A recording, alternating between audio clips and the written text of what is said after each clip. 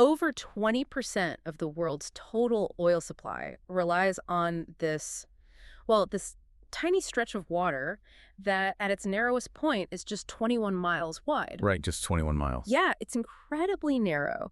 And today we are looking at exactly what happens when a localized war shatters its borders and puts a crosshair directly on that global artery.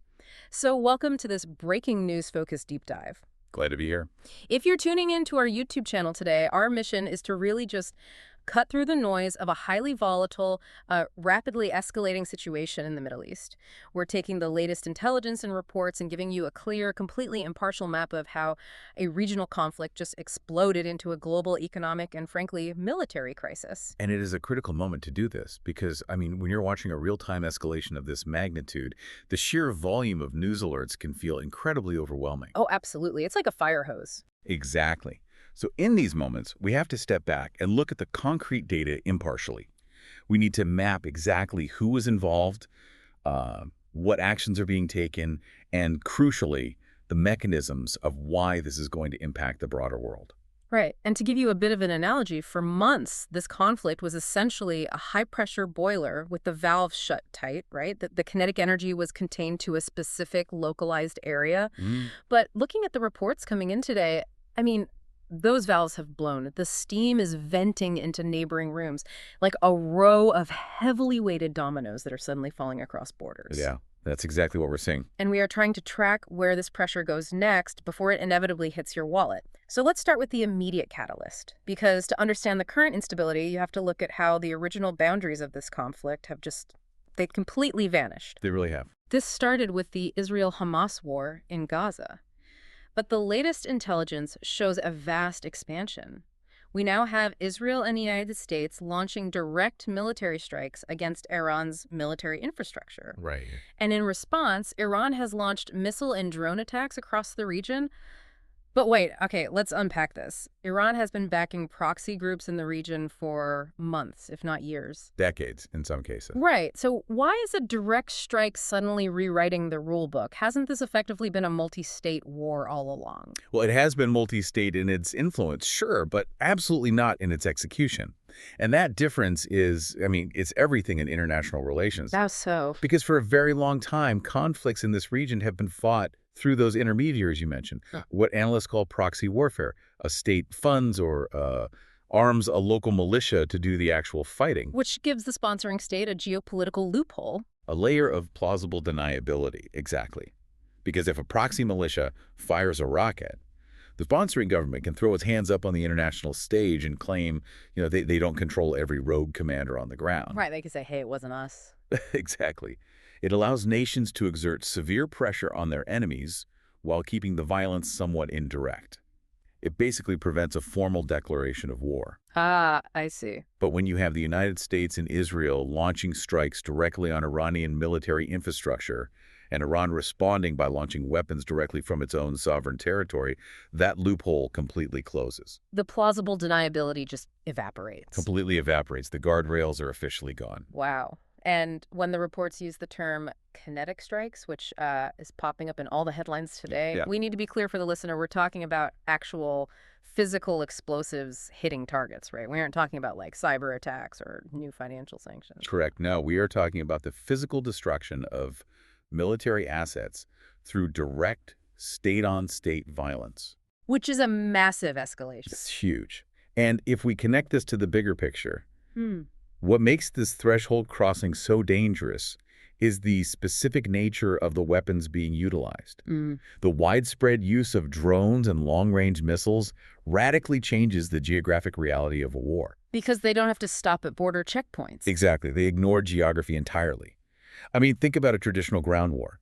The fighting is dictated by the physical terrain. Right, like mountains and rivers. Right. You have a front line, infantry advances, armor retreats, but it is all bound by the hills, the rivers, and the national borders. But a drone or a ballistic missile doesn't care about a river. It just flies right over the border. This means the concept of a contained zone of conflict basically ceases to exist. That's terrifying. When a drone launched from one country can navigate through the airspace of 3 different sovereign nations and detonate hundreds of miles away in a matter of hours, the entire region instantly becomes the front line. So the danger isn't slowly creeping outward. It's instantly appearing in cities that were completely quiet just 24 hours ago. Exactly. But that evaporation of borders doesn't just mean long-range strikes flying overhead. It immediately impacts the physical strategy of troops on the ground, which is exactly why Israel is suddenly looking north. Yes, the Lebanon border. Right. The reports state that Israel has intensified its operations against Hezbollah in southern Lebanon. They have officially opened a second front in this conflict. It kind of reminds me of trying to put out a kitchen fire. Oh, that's a good way to put it. Yeah, you're standing there, laser focused on the stove, using your fire extinguisher, and suddenly your living room ignites. Right. Your attention is split, your extinguisher is running out of foam, and the ambient heat of the crisis just doubled. That is a very accurate way to picture the strategic nightmare of a multi-front war. Because from a military planning perspective, dividing your forces is the ultimate worst-case scenario. I can imagine. When Israel intensifies operations in southern Lebanon against Hezbollah, while simultaneously managing the ground war in Gaza and dealing with retaliatory drone strikes from Iran, the complexity doesn't just double, it increases exponentially. Because it's not just about splitting your infantry down the middle, is it? It's much deeper than that. Not at all. You are splitting your intelligence gathering analysts. You're stretching your supply chains for ammunition in two completely opposite directions. Oh, wow. Yeah, you are dividing your medical evacuation resources. And most critically, you are testing the absolute mathematical limits of your air defense systems, like the Iron Dome. Okay, let's talk about that math. Because people tend to think of an air defense system as this, like, impenetrable force field over a country. Like a sci-fi shield. Exactly, like a sci-fi shield. But it's really essentially a network of computers calculating trajectories and firing physical interceptor missiles. So how does a multi-front war actually break that math? It comes down to a military strategy called a saturation attack. The radar components of an air defense system are incredibly advanced. I mean, they can track thousands of incoming objects in the sky simultaneously. So the computer knows exactly where everything is. Right, the computer knows. Yeah. But the physical batteries on the ground, the launchers themselves, they only hold a finite number of interceptor missiles at any given moment. Oh, so if an adversary fires 20 rockets, the system shoots them down easily. But if they coordinate to fire 2,000 projectiles simultaneously. Exactly. If projectiles are coming from the south, the north, and the east all at the exact same time, the computer tracks them, but the physical launchers simply run out of bullets before they can be reloaded. It just hit a mechanical limit. You overwhelm the mechanical reality of the defense net. That is the explicit goal of opening multiple fronts. It's an active attempt to saturate the airspace. And as that military complexity spirals, the people trying to call the fire department are suddenly dealing with multiple fires with completely different causes. How does this multi-front reality impact the diplomats trying to stop the fighting? It makes the diplomatic off-ramps incredibly narrow. I mean, negotiating a ceasefire in a localized war with one primary adversary is already deeply complex. Sure. But when you add a second front in Lebanon and a broader regional conflict involving Iran and the U.S., you suddenly have a dozen different state and non-state actors at the table. And they all want different things. Right. Each of those actors has their own demands, their own political red lines, and their own domestic populations to answer to. So a ceasefire on one front doesn't automatically trigger a ceasefire on the others. You've just multiplied the number of entities that hold a veto over peace. Precisely. And while those political actors are trying to figure out how to navigate those vetoes, the shockwave of this violence is not staying contained to the Middle East. It is bleeding directly into the global supply chain. Yeah. This geographic expansion is now putting a crosshair on one of the world's most critical economic arteries. Which brings us back to the Strait of Hormuz. And this is where the conflict hits the global economy. The text confirms that shipping through the Strait of Hormuz has been heavily disrupted, and the immediate consequence of that disruption. Global oil prices have surged above $100 per barrel. Which is a massive threshold. It is, and it's raising widespread fears of a worldwide energy crisis. But so, what does this all mean? I want to push back here because I know you listening to this right now are probably asking the exact same thing. We haven't seen reports today of massive tanker fleets actually being sunk in the strait. Right, the oil hasn't physically been destroyed. Exactly. If the oil is still physically safe inside the ships, why the instant price spike? How does a localized military escalation manipulate the global markets so quickly? What's fascinating here is it all comes down to the mechanics of maritime insurance and risk pricing. Yeah, insurance. Global markets, especially commodities like oil, they do not wait for a ship to actually sink to adjust their prices. They rely on risk actuaries. The Strait of Hormuz is essentially a geographic chokehold. Like we said earlier, 21 miles wide. Exactly. And because a massive percentage of the world's daily oil consumption must pass through that tiny sliver of water, the moment a conflict expands to involve a major regional power bordering that strait like Iran, the insurance syndicates in places like London immediately recalculate the danger. So the insurance companies look at the drone strikes and the missile launches, and they slap a massive premium on any ship trying to cross that water. They apply what's known as a war risk premium. And we aren't talking about a small fee here. That premium can jump from tens of thousands of dollars for a routine voyage to literally millions of dollars overnight. Millions, just to insure one trip. Yes. Suddenly, the math changes for the shipping companies. It becomes financially unviable and, frankly, physically too dangerous to risk sending a multi-million-dollar vessel and its crew through that bottleneck. So what do? They do the only thing they can do to protect their assets. They reroute entirely. Which means instead of cutting through the Middle East, these massive tankers have to sail all the way down and around the southern tip of Africa. Which adds weeks to their journey. Rerouting around the Cape of Good Hope burns exponentially more fuel. It ties up global tanker availability because ships are spending twice as long at sea. So they can't return to pick up the next load. Exactly. All of this restricts the global supply of oil almost instantly. The fear of a strike essentially becomes a financial weapon, effectively closing the shipping lane without a single naval mine needing to be deployed. Wow. And that $100 mark for a barrel of oil is a psychological threshold as much as a financial one. Because when oil pushes past that line, the ripple effect doesn't just hit the gas pump. It hits the cost of literally everything. You were describing the exact mechanism of cost-push inflation. In our modern economy, oil isn't just the fuel you put in your car. It is the foundational energy cost of moving and manufacturing goods. It's the diesel powering the freight trucks that deliver food to your local supermarket. It is a fundamental chemical component in the plastics used to package that food and the fertilizers used to grow it. So if the cost to make the plastic packaging goes up and the cost to drive that package to the store goes up, the supermarket has no choice but to pass that cost directly to the consumer just to survive. And it lands squarely on you, the listener, at the checkout counter. This perfectly illustrates how, in a deeply interconnected world, military conflict translates instantly to economic instability. It's unavoidable. A missile strike in the Middle East on a Monday absolutely dictates the price of a gallon of milk in Europe or North America by Friday. This proves beyond a shadow of a doubt that this is no longer a localized issue. Which brings us to the human reality of this crisis. Because behind every military logistical chess match and behind every spiking inflation metric, there are millions of civilians caught in the blast radius. Having mapped the severe military and economic damage, we have to look at the human fallout of these overlapping crises and the international community's desperate scramble to somehow put the genie back in the bottle. The humanitarian concerns are growing at just a staggering rate. The source material highlights this exactly.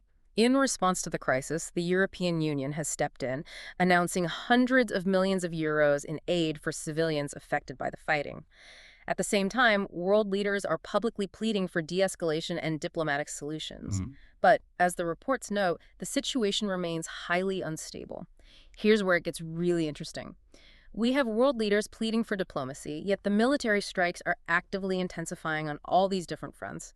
Is this massive financial aid from the EU essentially acting as a band-aid for a situation that diplomacy is currently failing to stop? This raises an important question. And yes, it absolutely acts as a band-aid. It highlights a tragic contradiction in modern global governance. You have this dual-track reality happening simultaneously. What do you mean by dual track? Well, on one track, you have the genuine, urgent need to alleviate human suffering. The European Union committing hundreds of millions of euros is a massive financial undertaking.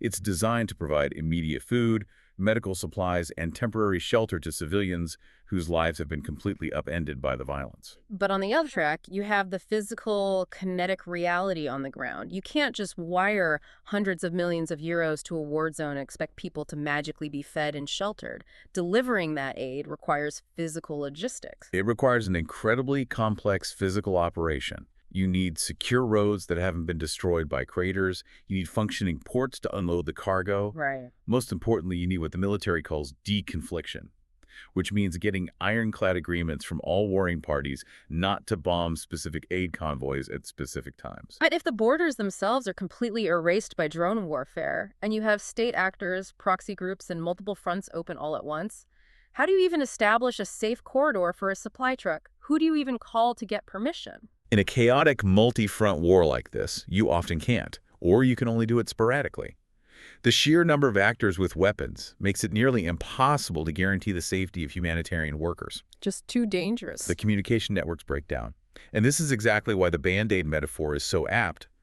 Pouring hundreds of millions of euros into humanitarian aid treats the symptoms of the conflict, but it does absolutely nothing to treat the underlying geopolitical disease. It feels like a runaway train. You have world leaders standing on the platform yelling for the train to stop, while they are simultaneously tossing medical kits through the windows of the passenger cars as it speeds by. That is that is a hauntingly accurate way to picture the diplomatic failure we are watching unfold. It's a staggering image of both global interconnectedness and total global paralysis.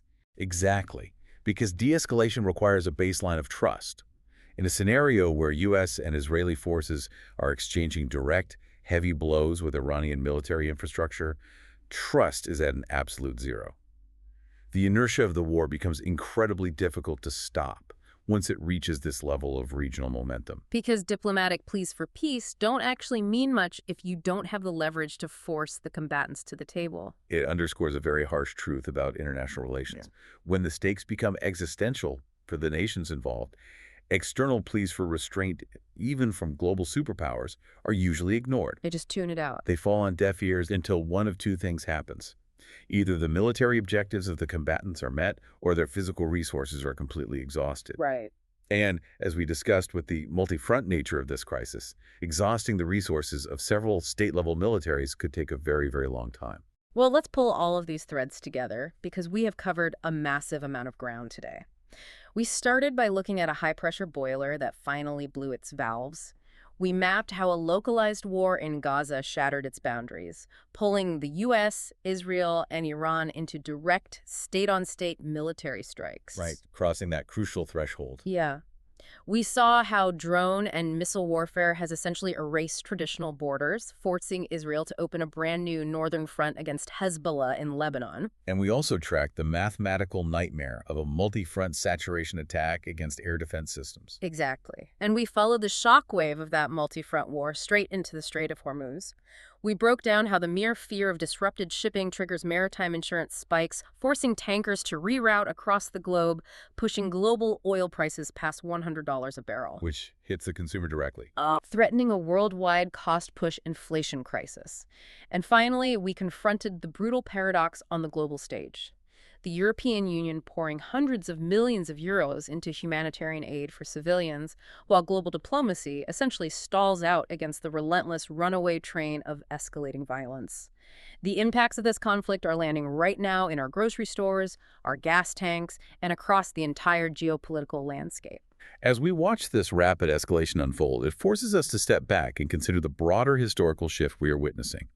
With modern conflicts becoming so instantly globalized, where a drone launch in the Middle East immediately threatens energy prices worldwide, and where local battlefields are inextricably linked to your local grocery store's supply chain, are we entering an era where there is no such thing as a regional war anymore? That's a huge question. If every local conflict fundamentally holds the global economy hostage, how will the world have to radically change its approach to diplomacy tomorrow? That is the reality we're all waking up to. A reality where a fire in a neighbor's house is always instantly a threat to your own. Thank you for joining us on this deep dive.